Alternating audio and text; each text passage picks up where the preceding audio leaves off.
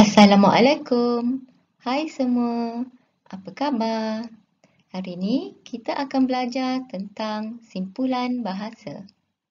Simpulan bahasa ialah ungkapan yang terdiri daripada dua perkataan atau lebih dan mempunyai makna yang berlainan daripada erti perkataan tersebut. Okey, cikgu akan bagi beberapa contoh simpulan bahasa. Okey, antaranya ialah ayam tambatan.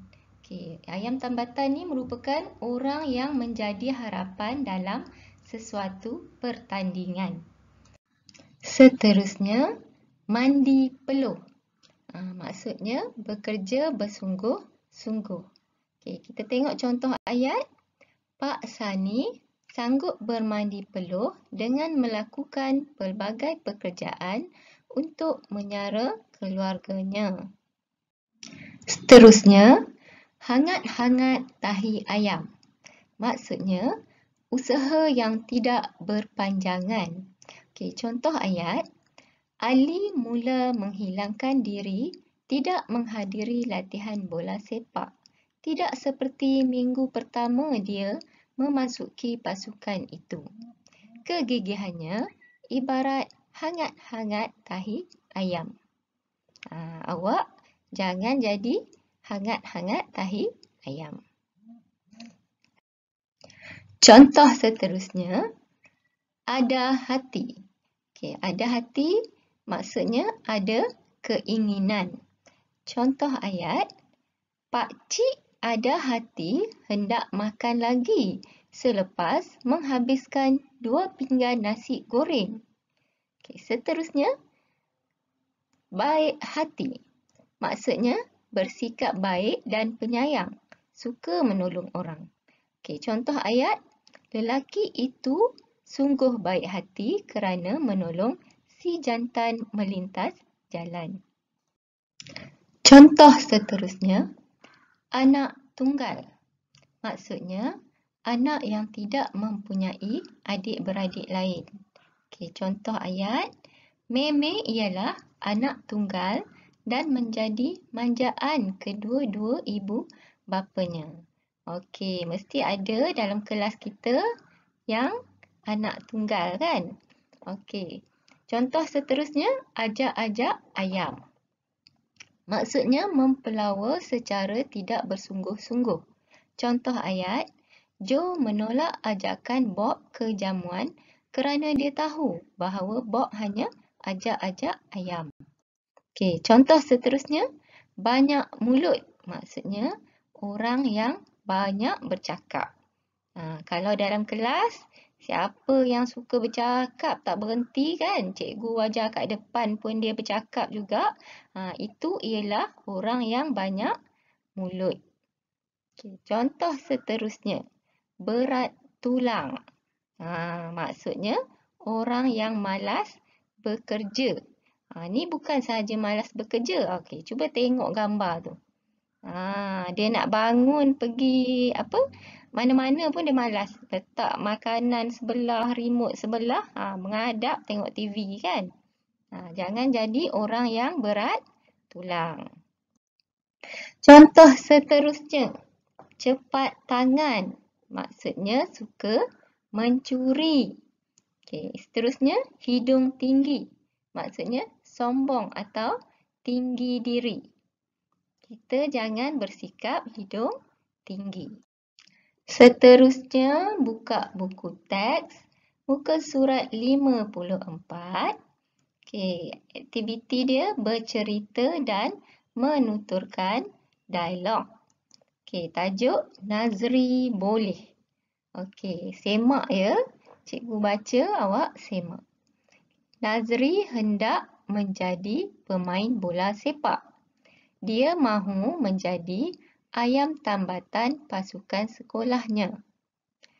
Boleh abang melatih saya bermain bola sepak? Tanya Nazri kepada abang Fadil. Boleh Nazri. Bagaimanapun, jangan hangat-hangat tahi ayam sahaja, kata abang Fadil. Mulai hari itu, abang Fadil melatih Nazri. Mereka mandi peluh di padang. Terima kasih kerana baik hati melatih saya.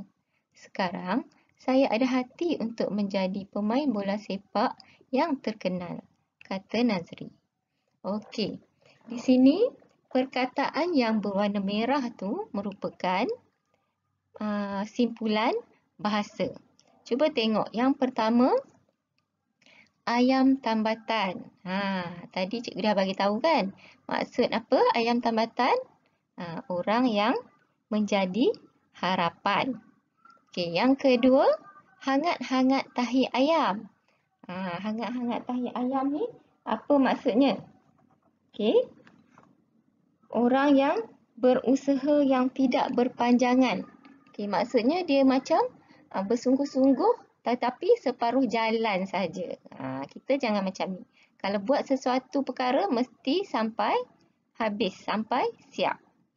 Okey, yang ketiga, mandi peluh. Apa maksud mandi peluh ni? Tadi dah bagi tahu.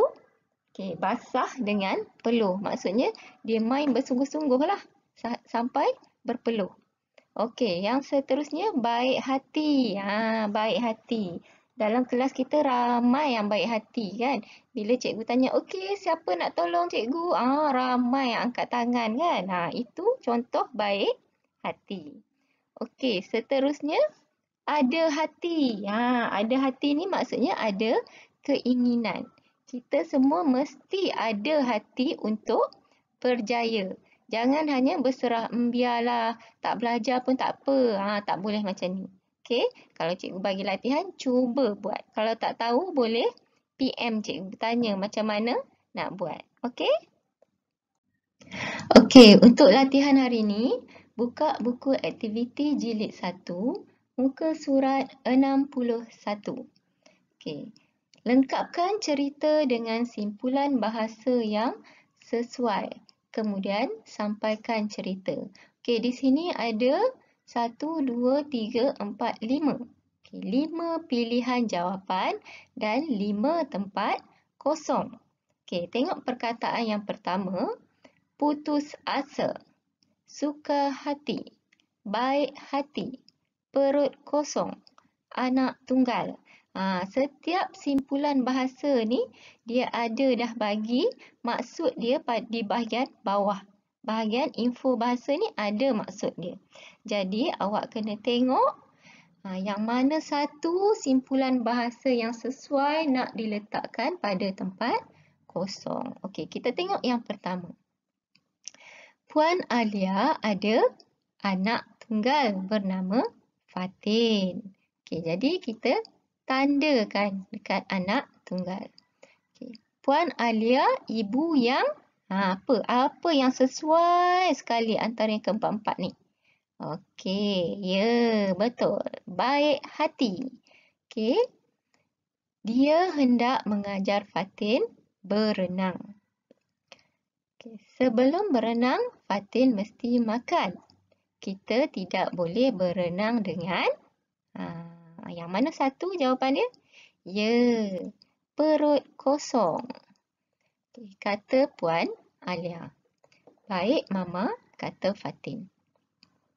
Setelah berlatih beberapa kali, Fatin masih tidak dapat membuat apungan air. Cuba lagi, Fatin. Jangan. Apa yang paling sesuai antara dua ni? Putus asa atau baik hati? Ya, jawapannya jangan putus asa, kata Puan Alia. Fatin berusaha dengan bersungguh-sungguh. Akhirnya, Fatin berjaya berenang. Dia suka hati. Okey. Ini jawapan semua dah ada. Okey, siapa yang salah? Tolong betulkan jawapan yang betul. Okey, boleh tengok dekat info bahasa semua ada maksud dia. Okey, itu sahaja pembelajaran kita pada hari ini. Terima kasih. Jumpa lagi. Bye.